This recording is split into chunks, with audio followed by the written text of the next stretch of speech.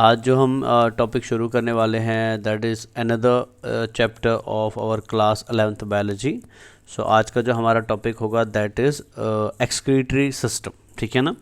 तो आज हम समझने वाले हैं बेटा कि एक्सक्रीटरी सिस्टम क्या होता है एंड हमारी बॉडी के अंदर बेटा कौन कौन से ऐसे ऑर्गन्स है which are responsible for the process of excretion and कैसे हमारी बॉडी के अंदर बेटा हम ब्लड को फिल्टर करके हमारे ब्लड के अंदर जो वेस्ट प्रोडक्ट जमा हुए होते हैं उनको रिमूव करते हैं एंड अपनी बॉडी को बेटा प्रोटेक्ट करते हैं फ्रॉम द टॉक्सिक और harmful effects of these excretory substances और वेस्ट प्रोडक्ट्स। ठीक है ना। देखिए जैसे आप ऑलरेडी जानते हैं बेटा कि हम बॉडी के अंदर बेटा बिकॉज हमारी बॉडी को एनर्जी चाहिए, तो एनर्जी प्रोडक्शन के लिए बेटा हम क्या करते हैं या हम में से हर कोई ऑर्गेनिज्म क्या करता है बेटा, वो हमेशा डिफरेंट तरीके के न्यूट्रिएंट मटेरियल्स को यूज़ करता है। ठीक है। न्यूट्रिएंट मटेरियल से मेरा कहने का मतलब बेटा वो हमेशा डिफरेंट फूड प्रोडक्ट्स को यूज़ करता है एंड उन प्रोडक्ट्स को यूज़ करके बेटा वो बॉडी के अंदर क्या निकालता है, उनसे एनर्जी निकालता है। जैसे फॉर एग्जाम्पल ऑलरेडी जानते हैं कि हम कार्बोहाइड्रेट्स को यूज़ करते हैं बेटा एनर्जी के लिए, हम फैट्स को यूज़ करते हैं एनर्जी के लिए, हम प्रोटीन्स को यूज़ करते हैं बेटा अपनी मसल्स को बिल्ड करने के लिए, अपनी बॉडी में हार्मोन बनाने के लिए, अपनी बॉडी में एंजाइम्स बनाने के लिए एंड अपनी बॉडी में बहुत सारी ट्रांसपोर्ट डिफेंस फंक्शंस कराने के लिए। ठीक है ना। और हमारी बॉडी में न्यूक्लिक एसिड जो है बेटा दिस इज़ अगेन इम्पॉर्टेंट, ये हमें प्रोटीन बनाने में मदद करता है या जेनेटिक इन्फॉर्मेशन को ट्रांसफ़र करने में मदद करता है ना। सो दीज मटेरियल्स बेटा ये हमारी बॉडी में आते हैं थ्रू फूड बेटा, और हमारी बॉडी फिर फूड के थ्रू लेने के बाद बेटा इनको अलग अलग जगह पे अलग अलग समय में क्या करते हैं, यूज़ करती है। अब मान लीजिए फॉर एग्जाम्पल आपने क्या किया, आपने कार्बोहाइड्रेट खा लिया। ठीक है। सो कार्बोहाइड्रेट जब आपके डाइजेस्टिव सिस्टम में आएगा, डाइजेस्टिव सिस्टम बेटा इसको पॉलीसेकेराइड फॉर्म से मोनोसेकेराइड फॉर्म में कन्वर्ट करेगा एंड फॉर एग्जाम्पल फाइनली इससे क्या बन गया, फाइनली इससे बेटा ग्लूकोज बना। जब ये ग्लूकोज आपकी सेल के अंदर पहुंच जाता है तो सेल इस ग्लूकोज का क्या करती है बेटा, मेटाबॉलिज्म करती है। सेल इस ग्लूकोज का बेटा ब्रेक डाउन करती है एंड जब ये कार्बोहाइड्रेट ब्रेक डाउन होता है तो कार्बोहाइड्रेट की ब्रेक डाउन से आपकी बॉडी दो चीज़ें बनाती है, एक तो कार्बन डाइऑक्साइड बनाती है, एक तो वाटर बनाती है बेटा। And besides carbon dioxide and water इससे हमें क्या मिलता है बेटा, इससे हमें एनर्जी मिलता है या एटीपी मिलता है। ठीक है। ये आप समझ लेना बेटा ध्यान से मैं क्या बताना चाहता हूँ। ठीक है। पूरा ध्यान इधर की तरफ ही रखना बिकॉज एक भी चीज़ इसमें स्किप नहीं होनी चाहिए। सो कार्बोहाइड्रेट आपने खाया ताकि आपको क्या मिले, एटीपी एनर्जी मिले। लेकिन कार्बोहाइड्रेट से बेटा एनर्जी निकालते समय और दो चीज़ों का प्रोडक्शन हुआ, उसमें से एक कार्बन डाइऑक्साइड था और एक वाटर था। ठीक है। फॉर एग्जाम्पल आपने फैट खाया, अगेन फैट आप क्यों खाते हैं बेटा, आपकी बॉडी को एनर्जी मिले। अब जब आप फैट खाते हैं तो जब आपकी बॉडी इस फैट को मेटाबोलाइज करती है बेटा, इस फैट को ब्रेक करती है, सो फैट के ब्रेकडाउन के समय भी आपकी बॉडी में तीन चीज़ें बनती है। एक तो ऑफकोर्स एनर्जी बनेगा, एटीपी बनेगा, बट एटीपी के अलावा बेटा और क्या बनता है, कार्बन डाइऑक्साइड बनता है एंड वाटर बनता है ना। सेम तरीके से जब आप प्रोटीन को बॉडी में खाते हैं बेटा, तो प्रोटीन भी हम खाते हैं बेटा बिकॉज हमारी बॉडी को प्रोटीन चाहिए मस्कुलर डेवलपमेंट के लिए, हमारी बॉडी को प्रोटीन चाहिए एंजाइम बनाने के लिए एंड मेनी अदर फंक्शंस। लेकिन जब प्रोटीन बेटा हमारी बॉडी में मेटाबोलाइज होता है, जब प्रोटीन का ब्रेकडाउन होता है, तो प्रोटीन के ब्रेकडाउन से भी क्या बनता है बेटा, कार्बन डाइऑक्साइड बनता है। प्रोटीन के ब्रेकडाउन से भी क्या बनता है, वाटर बनता है ना। अब अगर आप ध्यान से देखेंगे बेटा कार्बन डाइऑक्साइड का मेटाबॉलिज्म हो रहा है तो कार्बन डाइऑक्साइड बन रहा है, फैट का मेटाबॉलिज्म हो रहा है तो कार्बन डाइऑक्साइड बन रहा है, प्रोटीन का मेटाबॉलिज्म हो रहा है तो कार्बन डाइऑक्साइड बन रहा है। सिमिलरली कार्बोहाइड्रेट का मेटाबॉलिज्म हो रहा है तो वाटर बन रहा है, फैट्स का मेटाबॉलिज्म हो रहा है अगेन वाटर बन रहा है, प्रोटीन्स का मेटाबॉलिज्म हो रहा है अगेन वाटर बन रहा है एंड न्यूक्लिक एसिड्स का मेटाबॉलिज्म हो रहा है अगेन वाटर बन रहा है बेटा। सो मीन्स जैसे जैसे हमारी बॉडी के अंदर बेटा इन न्यूट्रिएंट मॉलिक्यूल्स का ब्रेकडाउन होता जाएगा, हमारी बॉडी के अंदर बेटा कार्बन डाइऑक्साइड इंक्रीज होता जाएगा, हमारी बॉडी के अंदर वाटर इंक्रीज होता जाएगा, है ना। अब हमारी बॉडी को क्या करना बचा, इस एक्सेस कार्बन डाइऑक्साइड को बॉडी से रिमूव करना, बिकॉज हमारी बॉडी के लिए कार्बन डाइऑक्साइड टॉक्सिक है। हमारी बॉडी के लिए कार्बन डाइऑक्साइड बेटा एक वेस्ट प्रोडक्ट है। सो हमें इस वेस्ट से बॉडी को क्या करना है बेटा, बचाना है। हमें इस वेस्ट के टॉक्सिक इफेक्ट से बॉडी को क्या करना है बेटा, प्रोटेक्ट करना है। तो बॉडी क्या करती है बच्चा, इस एक्सेस कार्बन डाइऑक्साइड को रेस्पिरेटरी सिस्टम की मदद से बॉडी से क्या करती है बेटा, बाहर निकालती है। सो मतलब जब हम मेटाबॉलिक वेस्ट की बात करते हैं तो मेटाबॉलिक वेस्ट में कार्बन डाइऑक्साइड बनता है, मेटाबॉलिक वेस्ट में वाटर बनता है, किससे, सारे न्यूट्रिएंट मॉलिक्यूल से बेटा। एंड मेटाबॉलिक वेस्ट में अमोनिया भी बनता है बेटा। और अमोनिया किससे बनेगा? या तो प्रोटीन से बनेगा या तो न्यूक्लिक एसिड से बनेगा। अमोनिया फैट से नहीं बनता है, अमोनिया कार्बोहाइड्रेट से नहीं बनता है, but carbon dioxide and water जो है बेटा वो कार्बोहाइड्रेट से भी बनेंगे, फैट से भी बनेंगे, प्रोटीन से भी बनेंगे, एंड वाटर बेटा न्यूक्लिक एसिड से भी बनेगा। लेकिन ये चीज़ जो आप यहाँ पे देख रहे हैं बेटा, कार्बन डाइऑक्साइड देख रहे हैं, तो कार्बन डाइऑक्साइड एक टॉक्सिक मटेरियल है। इसका रिमूवल हमारी बॉडी कैसे कराती है बेटा? By the help of respiratory system कराती है। तो मतलब इससे हमने छुटकारा पाया किसकी मदद से बेटा? रेस्पिरेटरी सिस्टम की मदद से। अब हमारे पास दो चीज़ें बची, एक हमारे पास बचा वाटर, एक हमारे पास बचा अमोनिया। वाटर एंड अमोनिया को बेटा हम रेस्पिरेटरी सिस्टम से रिमूव नहीं कर सकते, ऑल्दो वाटर को थोड़ा बहुत हम बेटा वेपर की फॉर्म में रिमूव करते हैं रेस्पिरेटरी सिस्टम से, बट ज़्यादा अमाउंट नहीं कर पाते। एंड अमोनिया तो बेटा बिल्कुल भी हम रेस्पिरेटरी सिस्टम से रिमूव नहीं कर पाएंगे। So water, carbon dioxide and ammonia को मैं अगर देखूं बेटा, इनमें सबसे ज़्यादा टॉक्सिक कौन है? सबसे ज़्यादा टॉक्सिक अमोनिया होगा, उसके बाद बेटा टॉक्सिक कार्बन डाइऑक्साइड होगा। सो मतलब हाईली टॉक्सिक कौन है बेटा? अमोनिया है। कार्बन डाइऑक्साइड जो वेस्ट था बेटा, इसको आपने रिमूव करा दिया रेस्पिरेटरी सिस्टम से। वाटर एंड अमोनिया को हम कैसे रिमूव कराएंगे? बिकॉज इनको हम रिमूव रेस्पिरेटरी सिस्टम से नहीं करा सकते हैं। सो इनको रिमूव कराने के लिए बेटा हमारी बॉडी क्या करती है? बिकॉज ये हमारी बॉडी में हर समय बनते रहेंगे बेटा, हर टाइम बनते रहेंगे सेल्स के अंदर, तो इनको रिमूव करने के लिए हमारी बॉडी ने क्या किया? एक अलग सिस्टम डेवलप किया बेटा। That system is called as excretory system बेटा, ठीक है ना। तो इसको हम क्या बोलते हैं? This is called as excretory system. So अगर आपसे कोई पूछे हमारी बॉडी को एक्सक्रीटरी सिस्टम क्यों चाहिए? हमारी बॉडी को एक्सक्रीटरी सिस्टम इसलिए चाहिए बेटा बिकॉज हम अपनी बॉडी के सारे मेटाबॉलिक वेस्ट्स को रेस्पिरेटरी सिस्टम से रिमूव नहीं कर पाते हैं, डाइजेस्टिव सिस्टम से रिमूव नहीं कर पाते हैं, because there are some metabolic waste, for example ammonia, या जिनको हम नाइट्रोजनस वेस्ट भी बोलते हैं बेटा, जिन वेस्ट को हम बॉडी से रिमूव कर सकते हैं only by the help of a different group of organs बेटा, जिन ऑर्गन्स को हम क्या बोलते हैं? जिनको हम एक्सक्रीटरी ऑर्गन्स बोलते हैं, and group of excretory organs को हम क्या बोलते हैं? एक्सक्रीटरी सिस्टम बोलते हैं। यानी हमारी बॉडी के अंदर एक्सक्रीटरी सिस्टम क्यों है? हमारी बॉडी के अंदर एक्सक्रीटरी सिस्टम है बेटा एक्स्ट्रा वाटर को रिमूव करने के लिए।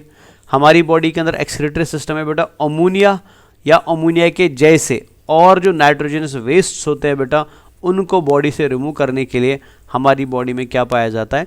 हमारी बॉडी में एक्सक्रीटरी सिस्टम पाया जाता है।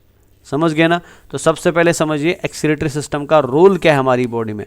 तो the role of excretory system is to remove excess water, to remove nitrogenous waste, for example ammonia और many other ammonia like products बेटा। यहाँ तक आई होप आपको क्लियर हो गया बेटा। अब क्वेश्चन यहाँ पे अराइज होता है कि सर ये अमोनिया हमारी बॉडी में आता कैसे? तो अगर हम सबसे पहले अमोनिया से ही शुरू करते हैं, बाद में हम बाकी चीज़ें भी वन बाय वन देखते रहेंगे, ठीक है। तो सबसे पहले क्वेश्चन तो यही शुरू होता है, यहाँ से ही शुरू होता है कि अमोनिया हमारी बॉडी में आया कैसे बेटा। एक्चुअल में होता क्या है कि हम जानते हैं बेटा हमारी बॉडी में प्रोटीन्स का फॉर्मेशन भी होता है एंड प्रोटीन्स का ब्रेकडाउन भी होता है। मतलब हमारी बॉडी में प्रोटीन बनते भी है एंड प्रोटीन को तोड़ा भी जाता है ना। प्रोटीन को बनाने के लिए बेटा हम कौन सी प्रोसेस यूज़ करते हैं? The process is called as transcription बेटा। मतलब अगर आपको बॉडी में प्रोटीन बनाना है तो प्रोटीन बनाने के लिए आप सबसे पहले ट्रांसक्रिप्शन करते हैं, फिर ट्रांसक्रिप्शन के बाद क्या करते हैं बेटा? ट्रांसलेशन करते हैं, एंड ट्रांसक्रिप्शन एंड ट्रांसलेशन के बाद आपकी बॉडी में क्या होता है? एक प्रोटीन सिंथेसाइज होता है। अब प्रोटीन बनाने के लिए बेटा आपको किन की ज़रूरत पड़ती है? आपको अमाइनो एसिड्स की ज़रूरत पड़ती है। जैसे हम ऑलरेडी जानते हैं बेटा ये हमारा अमाइनो एसिड होता था, हम ऑलरेडी बायोमॉलिक्यूल में अमाइनो एसिड पढ़ चुके हैं। सो ये वेरिएबल चार्ज चेन है बेटा, ये नेसेंट हाइड्रोजन है, एंड ये हमारा बेटा अमाइनो ग्रुप है। क्लियर? जब हमारी बॉडी के अंदर बेटा प्रोटीन का डाइजेशन होता है या अमाइनो एसिड का बेटा ब्रेकडाउन होता है, तो अमाइनो एसिड के ब्रेकडाउन के समय हमारी बॉडी में बेटा अमाइनो एसिड से हम क्या हटाते हैं? अमाइनो ग्रुप हटाते हैं बेटा। This process is called as deamination बेटा। ये लिवर में होता है, हम ऑलरेडी जानते हैं इसको बेटा। एंड जैसे डीएमाइनेशन होगा तो क्या निकलेगा बेटा? अमाइनो ग्रुप निकलेगा, जो अमाइनो ग्रुप आगे जाके कन्वर्ट किस में होता है बेटा? अमोनिया में कन्वर्ट होता है। तो मतलब हमारी बॉडी में अमोनिया कहाँ से आता है? हमारी बॉडी में अमोनिया आता है बेटा by the metabolism of proteins और by the metabolism of amino acids बेटा। क्लियर है ना यहाँ तक? सो दुनिया का जो भी ऑर्गेनिज्म होगा बेटा, चाहे वो पानी में रहने वाला है, चाहे वो ज़मीन में रहने वाला है, या चाहे वो एरियल है, हर एक ऑर्गेनिज्म के अंदर जो मेटाबॉलिक वेस्ट प्रोड्यूस होगा बेटा, that metabolic waste is called as ammonia बेटा। हर किसी के अंदर सबसे पहले क्या बनता है? अमोनिया ही बनता है। और ये कहाँ बनता है बेटा? ये लिवर के अंदर बनता है, ठीक है ना। और लिवर ने इसको कैसे बनाया? By the process of deamination बनाया। अब जब लिवर के अंदर बेटा अमोनिया का फॉर्मेशन होता है, ये अमोनिया जो यहाँ पे बना बचा, so this ammonia is soluble in water बेटा। ये अमोनिया क्या होता है? ये वाटर के अंदर सॉल्युबल होता है। This is soluble in water बेटा। मतलब अमोनिया जैसे ही वाटर के कॉन्टैक्ट में आएगा तो ये वाटर के साथ क्या हो जाएगा बेटा? डिजोल्व हो जाएगा। एंड जैसे ही ये वाटर के साथ डिजोल्व हो जाता है, ये बनाता है बेटा अमोनियम हाइड्रोक्साइड। इसने अमोनियम हाइड्रोक्साइड को फॉर्म कर दिया बेटा, ठीक है ना। सो मतलब हुआ क्या बचा? हुआ ये NH2 जो हमारा अमोनिया, NH3 जो हमारा अमोनिया था बेटा, वो किससे जुड़ा? वो वाटर से जुड़ा। और किसका फॉर्मेशन हुआ बेटा? अमोनियम हाइड्रोक्साइड का फॉर्मेशन हुआ। क्लियर है ना। अब ये अमोनियम हाइड्रोक्साइड क्या करता है? ये आगे जाके बेटा कन्वर्ट होता है अमोनियम आयन में प्लस एक हाइड्रोक्साइड आयन में बेटा। क्लियर हो गया ना? यहां तक तो कोई परेशानी नहीं है। So being ammonia being soluble in water बेटा, बिकॉज अमोनिया पानी में सॉल्युबल है। अमोनिया हाई सॉल्युबिलिटी दिखाता है बेटा किसके साथ? वाटर के साथ। तो इसकी वजह से क्या हो जाता है बेटा कि अमोनिया वाटर के साथ रिएक्ट करता है, और रिएक्ट कराने के बाद बेटा क्या बनाता है? दो चीज़ें बनाता है। The first material is called as ammonium ion बेटा। The first material is called as ammonium ion. तो ये बन गया अमोनियम आयन भैया, ठीक है। And the second material is called as hydroxyl ion बेटा।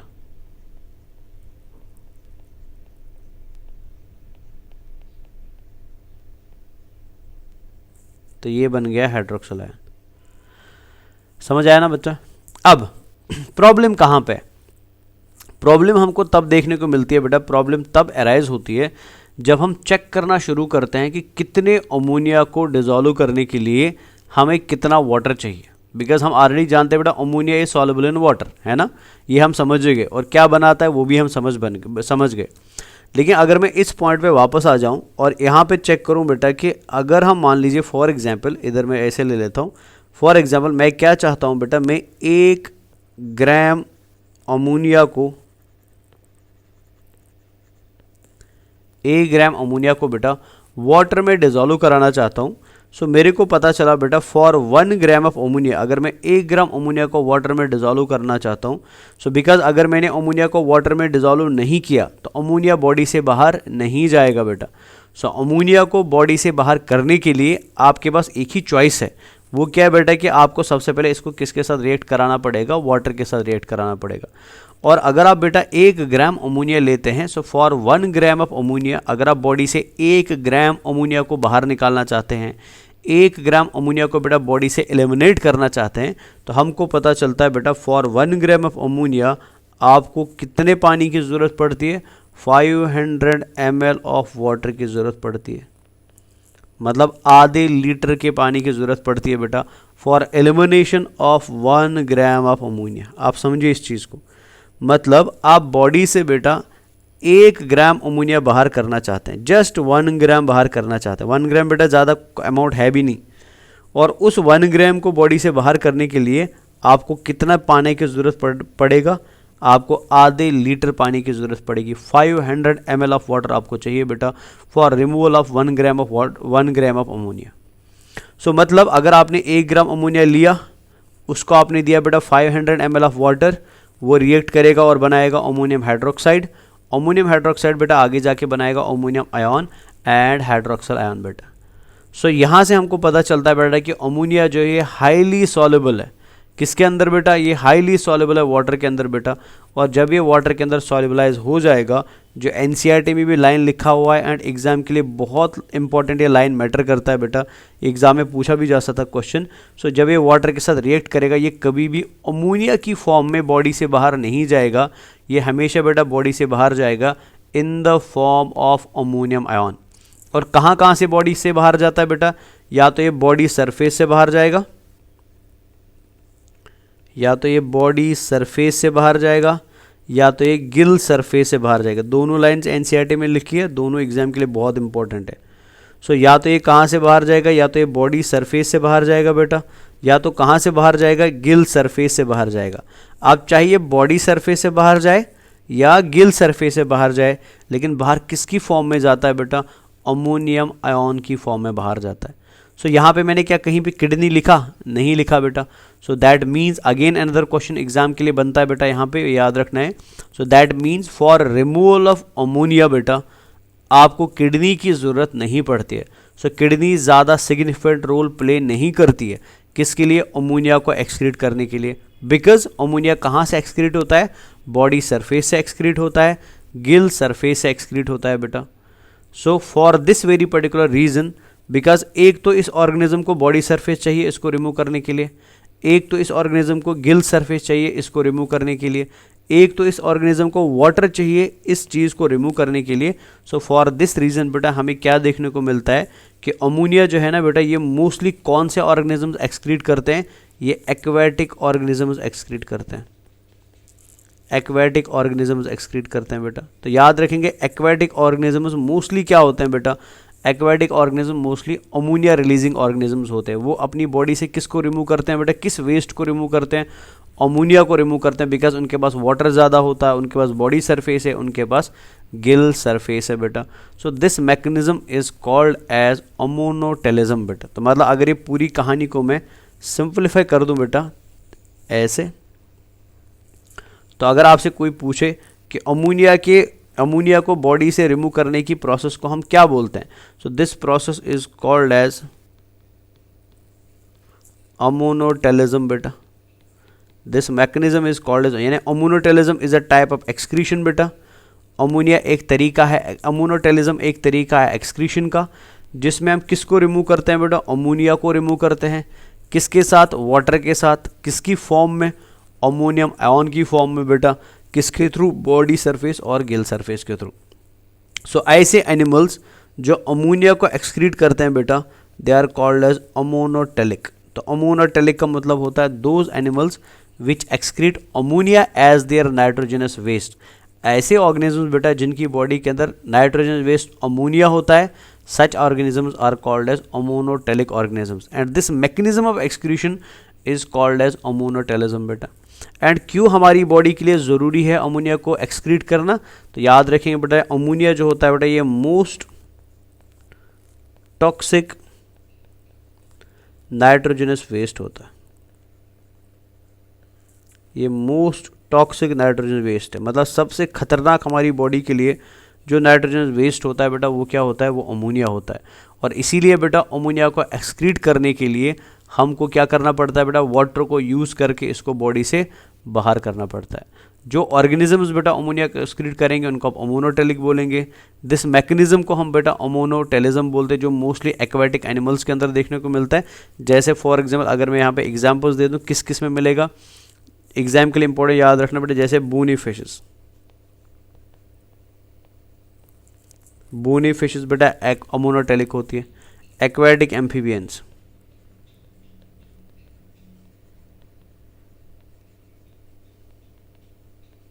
ये भी अमोनोटेलिक होते हैं बेटा, है ना। एक्वेटिक इंसेक्ट्स, तो ये भी क्या होता है, दे आर ऑल अमोनोटेलिक बेटा। सो ये सारी चीज़ें आपको किसके बारे में याद रखनी है, अमोनोटेलिज्म के बारे में याद रखनी है एंड अमोनिया के रिमूवल के बारे में याद रखनी है। ठीक है, तो अगेन मैं एक बार फटाफट से बता देता हूँ। सो अमोनिया कहाँ बनता है बेटा, अमोनिया बनता है हमारी बॉडी के अंदर ड्यूरिंग मेटाबॉलिज्म। ठीक है, हर एक सेल के अंदर अमोनिया का प्रोडक्शन होता है during metabolism.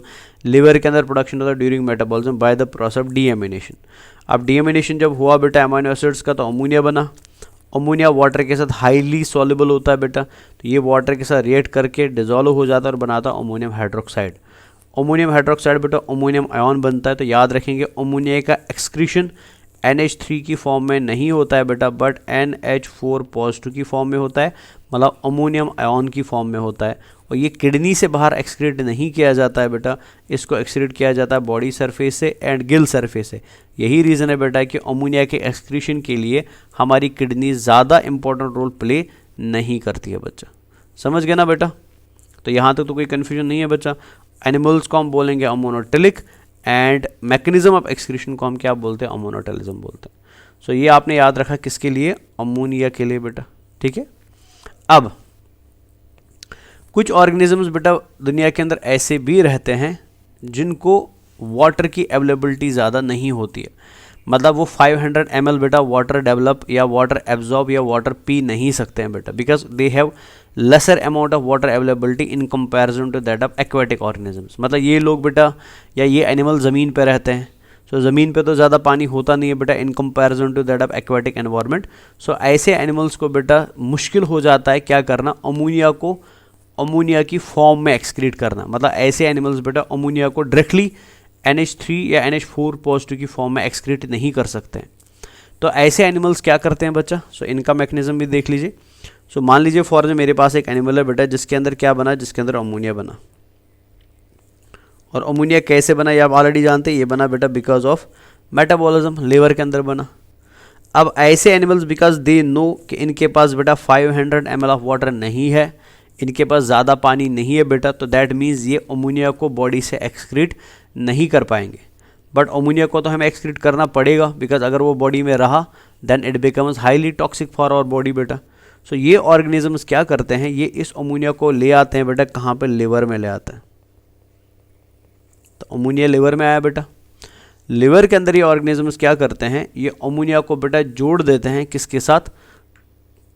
1 molecule of carbon dioxide के साथ। मतलब ये क्या करेंगे? ये 2 अमोनिया के मॉलिक्यूल्स ले लेंगे और 2 अमोनिया के मॉलिक्यूल्स को बेटा किसके साथ प्लस कर देंगे या किसके साथ जोड़ देंगे बेटा? ये उसको जोड़ देते हैं किसके साथ? कार्बन डाइऑक्साइड के साथ। तो 2 अमोनिया मॉलिक्यूल्स आए और किसके साथ जुड़ गए बेटा? कार्बन डाइऑक्साइड के साथ जुड़ गए। सो ये आए 2 अमोनिया मॉलिक्यूल्स बेटा और किसके साथ जुड़े बेटा? एक कार्बन डाइऑक्साइड के साथ जुड़े।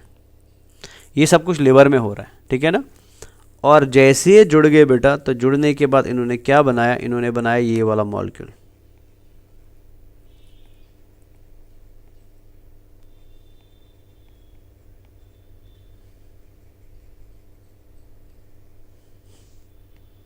तो इन्होंने ये मॉलिक्यूल प्रोड्यूस कर दिया बेटा। और ये मॉलिक्यूल का प्रोडक्शन कहाँ पे हो रहा है? ये लिवर के अंदर हो रहा है। समझ आया ना? सो ये जो मॉलिक्यूल यहाँ पे आपको दिख रहा है बच्चा जो अभी बना है by combining 2 ammonia and 1 carbon dioxide molecule बेटा, this molecule is now called as urea. तो इस मॉलिक्यूल को हम क्या बोलते हैं बेटा? इसको हम यूरिया बोलते हैं। एंड जिस मैकेनिज्म से ये यूरिया बनाया गया बेटा, यहाँ पे हमने एक मैकेनिज्म यूज़ किया ना यूरिया को बनाने के लिए, this mechanism is called as urea cycle. This is called as urea cycle और ऑर्निथीन साइकिल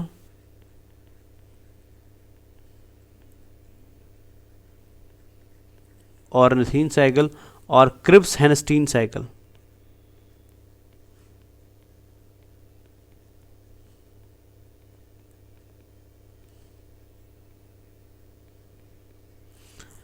सो ये इंपॉर्टेंट याद रखना। मतलब हुआ क्या बच्चा? कुछ ऑर्गेनिजम्स के पास वाटर की अवेलेबिलिटी ज़्यादा नहीं थी बट फिर भी वो चाहते थे बेटा कि उनकी बॉडी से अमोनिया रिलीज़ हो, लेकिन वो अमोनिया को बेटा अमोनिया की फॉर्म में रिलीज़ नहीं करा पाए because of less availability of water. तो इन्होंने क्या किया बेटा? इन्होंने अमोनिया को लिवर में लाया, लिवर में बेटा अमोनिया को डाला ऑर्निथीन साइकिल में, जहाँ पे 2 अमोनिया जुड़ गए बेटा एक कार्बन डाइऑक्साइड के साथ और क्या बनाया? यूरिया बनाया बेटा। समझ आया ना? अब जब इनके अंदर यूरिया बनता है, अब हमें इस यूरिया को क्या करना बेटा? इस यूरिया को हमें अभी एक्सक्रीट कराना है ना। सो एक्सक्रीट कराने के लिए बेटा हमको क्या चाहिए? वाटर चाहिए। सो हमको पता चलता है बेटा फॉर 1 ग्राम ऑफ यूरिया, मैं इधर लिख देता हूँ। सो हमको पता चलता है that for 1 gram of urea बेटा, फॉर 1 ग्राम ऑफ यूरिया हमको चाहिए होते हैं बेटा 50 ml of water is needed. तो आप खुद देख सकते हैं जहाँ पे बेटा हमको 1 ग्राम अमोनिया के लिए 500 ml वाटर चाहिए होता है, वहीं पे हमें बेटा 1 ग्राम यूरिया को एक्सक्रीट करने के लिए क्या चाहिए होता है, खाली 50 ml वाटर चाहिए होता है। सो दैट मीन्स यूरिया को एक्सक्रीट करने के लिए हमको वाटर क्या चाहिए बेटा, कम चाहिए, समझ रहे ना। सो दैट मीन्स अगर बॉडी में कम वाटर भी होगा तब भी हम आराम से किसको एक्सक्रीट करा सकते हैं, यूरिया को एक्सक्रीट करा सकते हैं बच्चा, समझ आ रहा ना बेटा। So this mechanism of removal of urea बेटा, ये जो तरीका हमने यूज़ किया किसको रिमूव करने का, यूरिया को रिमूव करने का बेटा, किससे, बॉडी से बेटा, ठीक है ना। So this mechanism is called as ureotelism बेटा। तो इसको अगर नीचे लाते हैं हम थोड़ा, सो ये मैकेनिज्म हमने यहाँ पे याद रखा, इसको थोड़ा नीचे लाता हूँ मैं। So this mechanism is called as ureotelism.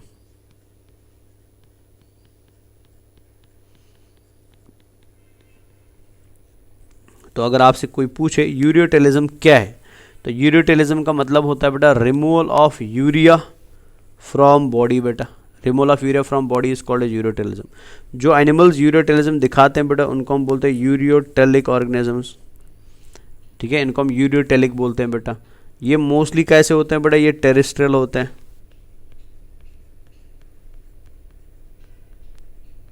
ये टेरेस्ट्रियल होते हैं बेटा, ठीक है। एग्जाम्पल अगर एग्जाम के लिए याद रखने तो क्या क्या एग्जाम्पल याद रख सकते हैं, जैसे हम हैं तो हम क्या एक्सक्रीट करते हैं बेटा, यूरिया एक्सक्रीट करते हैं सारे मैमल्स। मराइन फिशेज जो होती है बेटा, मतलब कार्टिजिनस फिशेज है, तो कार्टिजिनस फिशेज भी क्या एक्सक्रीट करती है बेटा, वो भी यूरिया एक्सक्रीट करती है, ठीक है ना। और टेरेस्ट्रियल इंसेक्ट्स,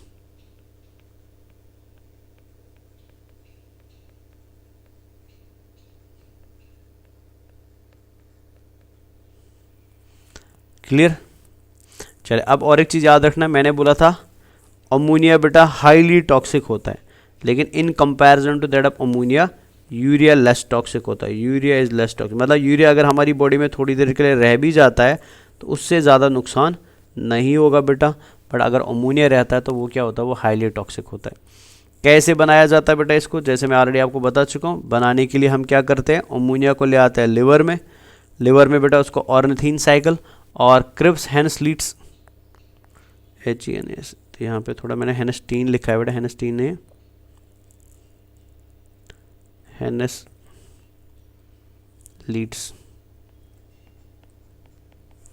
क्रिप्स हेनेस्लीट साइकिल में डाल देते हैं और ऑर्निथीन साइकिल में डालते हैं बेटा। 1 ग्राम यूरिया को एक्सक्रीट करने के लिए हमको कितना वाटर चाहिए होता है, 50 ml ऑफ वाटर चाहिए होता है बेटा। यूरिया एक्सक्रीट करते हैं बेटा मोस्टली किसके थ्रू, किडनीज। जैसे हमने अमोनिया को एक्सक्रीट किया किसके through, body surface and Gill surface के थ्रू, लेकिन यूरिया को हम मोस्टली एक्सक्रीट करते हैं किडनीज के थ्रू बेटा। So urea is excreted mostly through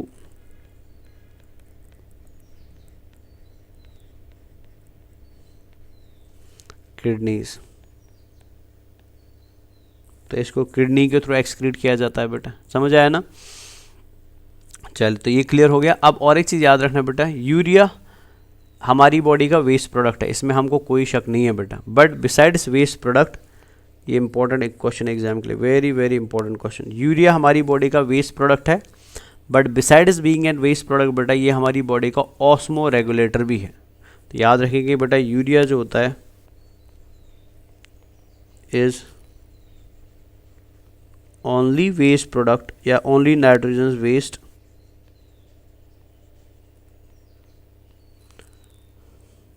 which acts as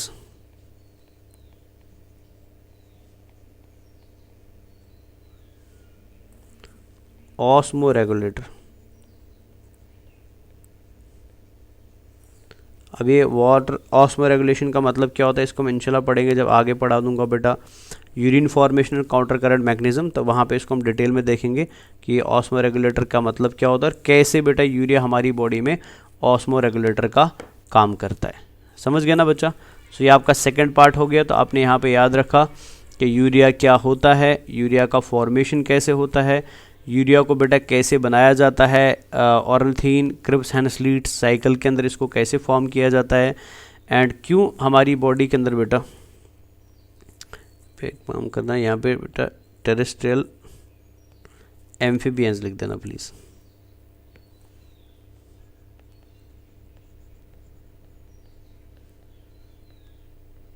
ठीक है, टेरेस्ट्रियल एम्फीबियन। चलिए, तो कैसे हमारी बॉडी के अंदर बेटा यूरिया को बनाया जाता है, एंड यूरिया बेटा क्यों हमारी बॉडी के लिए ऑस्मो रेगुलेटर है, इसको इंशाल्लाह हम नेक्स्ट पार्ट में आगे देखेंगे, ठीक है ना। चलिए, तो ये हो गया यूरियोटेलिज्म बेटा। अब नेक्स्ट आता है, अब कुछ ऑर्गेनिजम्स ऐसे भी है बेटा जो उड़ते रहते हैं, जिनको ज़मीन पे आने के लिए ज़्यादा समय नहीं मिलता है। सो मीन्स ऐसे ऑर्गेनिजम्स जो है इनकी बॉडी के अंदर यूरिया के कंपैरिजन में भी बेटा क्या मिलेगा, ज़्यादा कम पानी मिलेगा, बिकॉज ये एनिमल बेटा ज़मीन पे बहुत कम आते हैं, और आते भी हैं तो बहुत कम पानी पीते हैं। सो दैट मीन्स इनकी बॉडी में बेटा अवेलेबिलिटी ऑफ वाटर जो है ना वो अमोनोटेलिक से भी कम होगा, यूरियोटेलिक से भी कम होगा बेटा, मतलब इनमें बहुत कम पानी बॉडी के अंदर बहुत बहुत बहुत कम पानी मिलेगा। सो ऐसे एनिमल को बेटा अगर अमोनिया को एक्सक्रीट करना है तो ऑफकोर्स वो कभी भी उसको अमोनिया की फॉर्म में एक्सक्रीट कर ही नहीं सकता है। दूसरा बेटा वो उसको यूरिया की फॉर्म में भी एक्सक्रीट नहीं कर सकता है, बिकॉज यूरिया को भी कितना पानी चाहिए बेटा, 50 ml का वाटर चाहिए। अब इनमें उतना पानी भी नहीं होता है। तो ऐसे ऑर्गेनिजम्स क्या करते हैं बेटा, ऐसे ऑर्गेनिजम्स एक अलग तरीके का एक्सक्रीटरी वेस्ट एक्सक्रीट करते हैं, जिसको हम क्या बोलते हैं, जिसको हम यूरिक एसिड बोलते हैं। सबसे पहले समझो यूरिक एसिड बनता कैसे। आपको पता है बच्चा हमारी बॉडी के अंदर नाइट्रोजनस बेसिस होती है, जैसे प्यूरिन्स,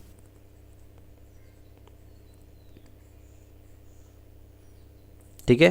तो प्यूरिन्स का जो मेटाबॉलिज्म होता है बेटा, जैसे फॉर एडेनिन का और गोनिन का बेटा, तो प्यूरिन के मेटाबॉलिज्म से बेटा कौन बनता है बेटा, यूरिक एसिड बनता है। तो याद रखिए यूरिक एसिड का फॉर्मेशन कहाँ से होता है, ये बनता है बेटा नाइट्रोजनस बेस के मेटाबॉलिज्म की वजह से बनता है। तो ये इंपॉर्टेंट क्वेश्चन है। और ये बनाने का काम कौन करता है बेटा, एक एंजाइम करता है जिसको हम नाम देते हैं ज़ैंथीन ऑक्सीडेस, ठीक है। तो ये वेस्ट प्रोडक्ट है। तो यूरिक एसिड के बारे में पहली चीज़ जो आप याद रखेंगे, जो एनिमल्स बेटा यूरिक एसिड को एक्सक्रीट करते हैं उनको हम बेटा यूरिकोटेलिक बोलते हैं। सो एनिमल को हम क्या बोलते हैं, यूरिकोटेलिक बोलते हैं। मैकेनिज्म को हम क्या बोलते हैं बेटा, यूरिकोटेलिज्म बोलते हैं।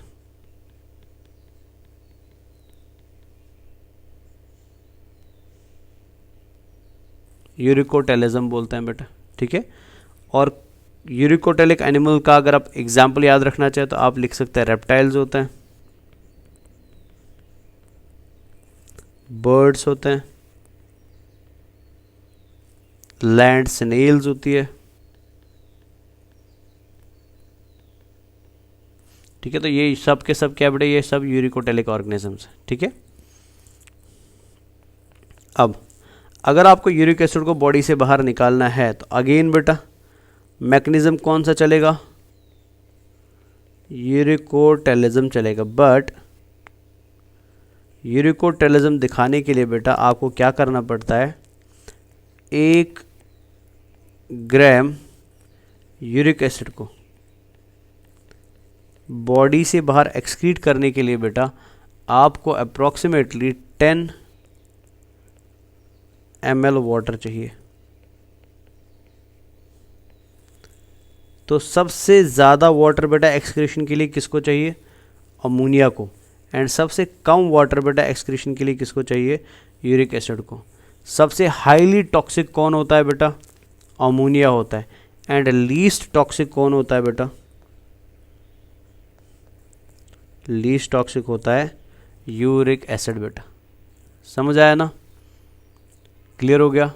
सो ये चीज़ें आप याद। अच्छा, यूरिक एसिड का फॉर्मेशन कहाँ होता है बेटा, ये एनिमल्स के अंदर लिवर में बनता है, इंटेस्टाइन्स में बनता है, मसल्स में बनता है, और कहाँ से बनता है बेटा, by the metabolism of purines बेटा, जैसे adenine and guanine. So this is called as uricotelism बेटा। समझ गए। सो ये सबसे पहला पोर्शन दिया हुआ आपकी एनसीईआरटी के अंदर। तो इसको अगर हम एनसीईआरटी से देखना चाहे तो थोड़ा सा देख लेते हैं बेटा।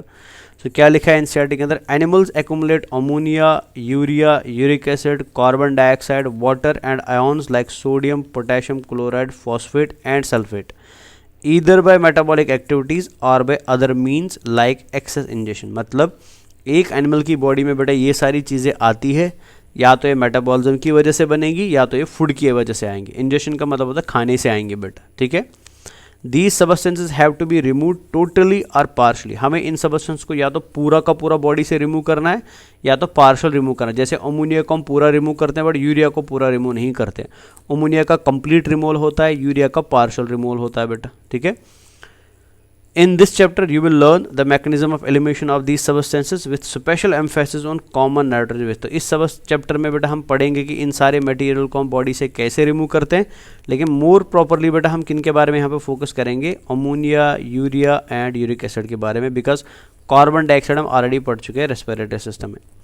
Ammonia, urea and uric acid are the major forms of nitrogen waste. Ammonia मतलब ये तीन जो है बेटा एनिमल्स के कॉमन नाइट्रोजन वेस्ट होते हैं। अब इधर से ध्यान रखना बेटा, अमोनिया क्या है बेटा, मोस्ट टॉक्सिक फॉर्म है और requires large amount of water बेटा। और कितना वाटर चाहिए इसको मैंने ऑलरेडी बता दिया बेटा आपको, 500 ml ऑफ वाटर चाहिए for its elimination. Uric acid जो होता है ये सबसे कम टॉक्सिक होता है और उसको सबसे कम पानी चाहिए बेटा। और कितना पानी चाहिए, 10 ml चाहिए। तो ये सारी इन्फॉर्मेशन एनसीईआरटी में है, हमने उसको थोड़ा डिटेल में पढ़ा बेटा। अब आगे लिखा हुआ है the process of excreting ammonia, इसको हम क्या बोलते हैं, अमोनोटेलिज्म बोलते हैं। मतलब अगर आप बॉडी से अमोनिया को एक्सक्रीट करते हैं बेटा, removal of ammonia from body is called as ammonotelism. और अमोनोटेलिज्म किस में देखने को मिलता है, बूनी फिश में देखने को मिलता है, एक्वेटिक एम्फीबियंस में देखने को मिलता है और एक्वेटिक इंसेक्ट्स में देखने को मिलता है। एग्जाम्पल्स इंपॉर्टेंट है, एग्जाम्पल्स याद रखनी है, ठीक है। सो किस किस में देखने को मिलता है बेटा, बूनी फिशेज में, एक्वेटिक एम्फीबियंस में एंड एक्वेटिक इंसेक्ट्स में। एंड इस मैकेनिज्म को हम क्या बोलते हैं, इसको हम एनिमल्स को हम अमोनोटेलिक बोलते हैं, मैकेनिज्म को हम अमोनोटेलिज्म बोलते हैं। अब यहाँ से देखिए बेटा एनसीईआरटी का ये क्वेश्चन डेफिनेटली एग्जाम में आ सकता है और ये एक ज़बरदस्त क्वेश्चन है जिस पे आपको ज़्यादा फोकस रखना है बेटा। सो इस पैराग्राफ को आपको ज़्यादा ध्यान से देखना है। सो क्या लिखा है यहाँ पे बेटा, इंपॉर्टेंट है। तो यहाँ पे लिखा है कि ammonia as it is readily soluble generally excreted by diffusion. तो अमोनिया बिकॉज ये वाटर में जल्दी सॉल्युबल है तो इसको हम रिमूव करते हैं किस प्रोसेस से, डिफ्यूजन से, अक्रॉस बॉडी सरफेस और through gill surface as ammonium ion.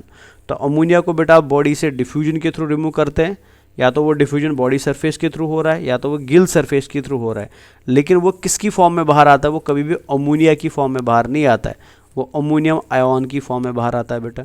और किडनी इसमें ज़्यादा कोई इंपॉर्टेंट रोल प्ले नहीं करती, इंपॉर्टेंट है।